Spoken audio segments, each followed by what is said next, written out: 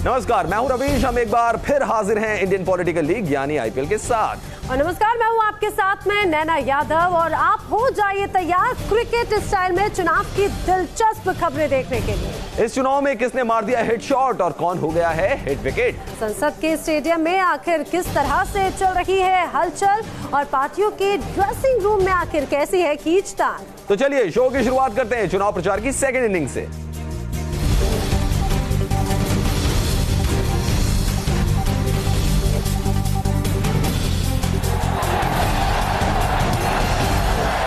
यहाँ पर जयकांत शिकरे का नया अंदाज आपको देखने को मिलेगा। वहीं अगर हम बात करें शूटर से सांसद और फिर केंद्रीय मंत्री बने बीजेपी नेता राज्यवर्धन सिंह राठौर की, तो वो भी इस बार चुनावी मैदान में हैं और आज उन्होंने नामांकन दाखिल किया। जी हाँ, इस बार मुकाबला टफ है क्योंकि गेंदबाजी कांग्रेसी दिग्गजों के हाथों में है। ऐसे में राज्यवर्धन के लिए बैटिंग आसान नहीं, लेकिन राज्यवर्धन सिंह राठौर कॉन्फिडेंट हैं और इस विश्वास की वजह है उनकी पत्नी गायत्री जो साए की तरह उनके साथ खड़ी है।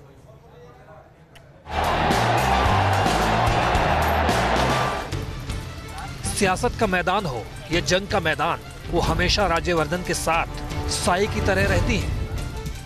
हर कदम पर उन्हें चीयर करती हैं क्योंकि वो हैं राज्यवर्धन सिंह की कामयाबी का राज। हम बात कर रहे हैं केंद्रीय मंत्री राज्यवर्धन सिंह राठौड़ की पत्नी गायत्री राठौड़ की, जो एक बार फिर से अपने पति के साथ खड़ी है। स्टेडियम है जयपुर ग्रामीण का, जहां से राज्यवर्धन सिंह राठौड़ ने आज नामांकन दाखिल किया। नामांकन से पहले राज्यवर्धन सिंह राठौड़ अपनी पत्नी के साथ मोती डोंगरी के गणेश मंदिर पहुंचे, जहां गायत्री ने गणेश भगवान से अपने पति के लिए जीत का आशीर्वाद मांगा।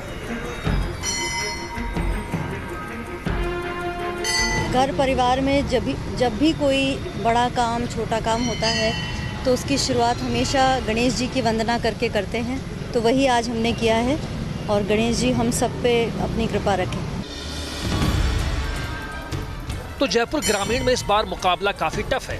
राजस्थान में हाल के विधानसभा चुनाव में बीजेपी की जमीन खिसक चुकी है, लेकिन राज्यवर्धन सिंह राठौड़ जीत के लिए इस बार भी आश्वस्त हैं, क्योंकि उन्हें चुनावी मैदान में उन्हें चीयर करने के लिए उनके साथ चट्टान की तरह खड़ी है गायत्री।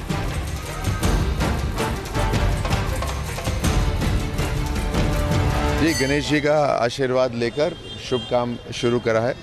शुभ काम है देश की सेवा करना, जनता की सेवा करना।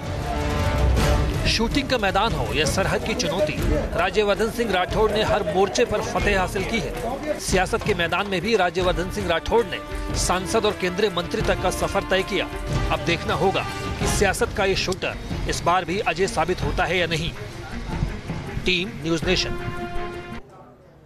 वैसे नैना, राज्यवर्धन सिंह राठौर बड़े खिलाड़ी हैं और उन्होंने ओलंपिक में भी मेडल जीता और केंद्रीय मंत्री भी रहे हैं, लेकिन सेकंड फेज का जो मतदान है वो भी काफी करीब आ रहा है। कौन सी वो सीटें हैं नैना जहां पे सेकंड फेज का चुनाव होगा? बिल्कुल, पहला चरण तो हो चुका है और सेकंड फेज में आखिर कहां पर चुनाव है और किस तरह की सीटें हैं, ये भी हम अपने दर्शकों को बता लेते हैं सीधे ग्राफिक्स के जरिए। इंडियन पॉलिटिकल लीग में आखिर किस तरह से अब दूसरा जो रण है वो देखने को मिलेगा। आइए सबसे पहले बात कर लेते हैं असम की। तो दूसरे फेज में असम में 5 सीटों पर चुनाव होने वाला है।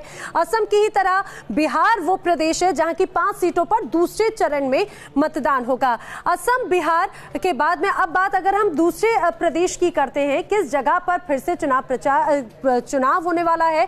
छत्तीसगढ़ वो प्रदेश है जहां की 3 सीटों पर दूसरे चरण में मतदान होगा। इसके अलावा जम्मू कश्मीर, यहां की भी 2 सीट्स ऐसी हैं जिस पर दूसरे चरण में मतदान होने वाला है। इसके बाद में बारी आती है कर्नाटक की, यहां पर एक साथ 14 सीटों पर दूसरे चरण में मतदान होगा। तो महाराष्ट्र की 10 सीटें भी इस दूसरे चरण में मतदान के लिए तैयार हैं। और इसके अलावा अगर हम बात करें मणिपुर की, तो मणिपुर की एक सीट भी इसमें शामिल है जहां पर दूसरे फेज में चुनाव होने वाला है। कहा जा सकता है कि सभी राजनीतिक दलों ने अपनी पूरी तैयारी कर ली है। उड़ीसा की भी ऐसी 5 सीटें हैं जहां पर सभी राजनीतिक दल अपनी पूरी ताकत दिखा रखे हैं। तमिलनाडु की 39 सीटें यहां पर सबसे ज्यादा केंद्रित रहेंगी जहां पर चुनाव होने वाले हैं। वहीं उत्तर प्रदेश की भी 8 सीटों पर दूसरे फेज में चुनाव होने वाले हैं। तो ये वो तमाम सीट्स हैं जहां पर चुनाव होने वाला है। इसके साथ ही साथ पश्चिम बंगाल भी इसमें शामिल है। पश्चिम बंगाल की भी 3 सीटों पर चुनाव चुनाव होने जा रहा है। इसके अलावा पौंडीचेरी भी इसमें शामिल है, जिसमें एक सीट की यहाँ पर जिस पर चुनाव होने जा रहा है। तो ये दूसरे चरण का चुनावी रण है, कहां पर कितनी सीटें और किस पर चुनाव होने वाला है, ये कहा जा सकता है कि हर एक राजनीतिक दल अपनी पूरी ताकत झोंक रहा है। चुनाव आयोग के यॉर्कर के बाद में यूपी के मुख्यमंत्री योगी आदित्यनाथ ने चुनाव प्रचार बंद किया और फिर पूजा अर्चना शुरू कर दी गई। जी हां, जिस तरह से योगी आदित्यनाथ के प्रचार प्रसार के लिए ये कहा जा सकता है चुनाव आयोग ने बैन लगाया है, उसके बाद में आज योगी आदित्यनाथ लखनऊ के हनुमान सेतु मंदिर पहुंचे और यहां पर उन्होंने बजरंग बली की पूजा अर्चना की, लेकिन इस दौरान उन्होंने किसी से कोई बात नहीं की।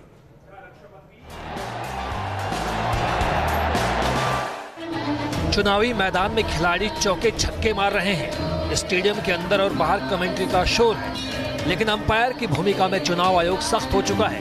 योगी आदित्यनाथ पर 72 घंटे के चुनाव प्रचार का बैन क्या लगा, वो लखनऊ में पहुंच गए हनुमान जी की शरण में। योगी आदित्यनाथ हनुमान सेतु मंदिर में तकरीबन 10 से 15 मिनट तक रुके।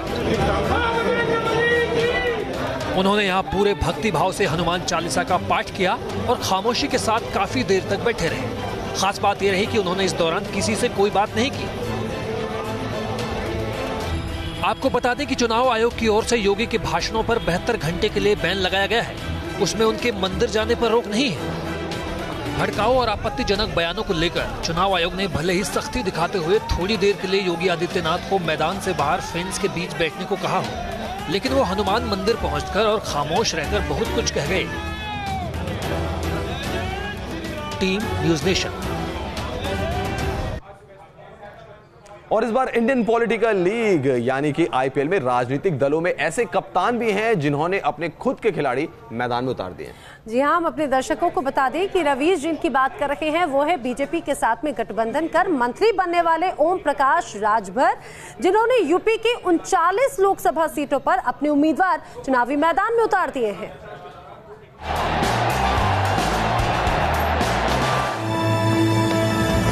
अपने बगावती बाउंसर से बीजेपी को पस्त करने वाले योगी सरकार के मंत्री ओम प्रकाश राजभर ने अपनी खुद की टीम बना ली है और उन्होंने बीजेपी से अलग अपने खुद के खिलाड़ी मैदान में उतार दिए हैं। राजभर ने आज प्रेस कॉन्फ्रेंस कर 39 सीटों पर चुनाव लड़ने का ऐलान किया। राजभर का दावा है कि बीजेपी ने उनसे उनकी पार्टी के विलय की शर्त रखी थी, लेकिन उन्होंने ऐसा करने से साफ इनकार कर दिया था। उन्होंने कहा कि आप हमारे सिंबल से लड़ो, मतलब पार्टी का विलय।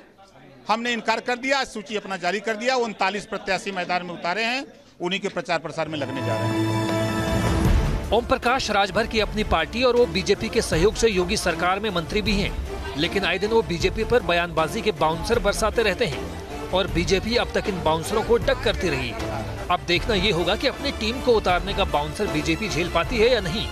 लखनऊ से अनिल यादव के साथ टीम न्यूज़ नेशन।